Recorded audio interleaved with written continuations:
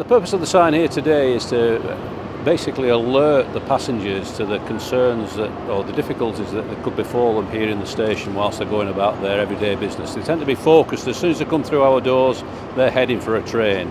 And like many of us, we've got pressing demands on time, etc. And many of these people at the last minute when they get to the railway station. Unfortunately, they pick up a head of steam, no pun intended, make for the gates, and there's people that run the risk of befalling quite significant injury, both themselves and others.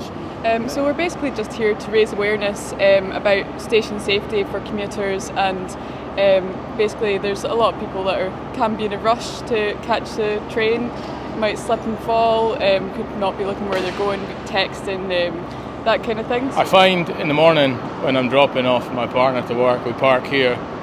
When there's a train coming along from, like say, Dice, it offloads here. That corridor up there around the top of the stairs becomes very congested. A lot of people knocking into one another just a couple of times, it's quite hectic in the morning, so maybe some sort of barrier system that can stem the flow of traffic in each direction. I think we do live in an age where everyone looks a bit like a zombie, glued to their phone, not paying attention to the world that's going on around them, which can be frustrating if you A, need to get past, or B, are walking behind someone who is making life very difficult for you and potentially dangerous. It's also just a danger for people themselves, not looking where they're going. There's so much potential for accidents. Just people being more aware, not constantly in another world.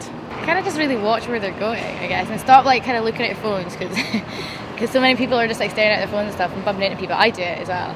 So I think it's a good idea for people to just kind of be more aware about what's around them and things like that. Because it makes people more safe when they're going to travel. Obviously, if you're running for your train, you could hurt somebody else, be kids, stuff like that.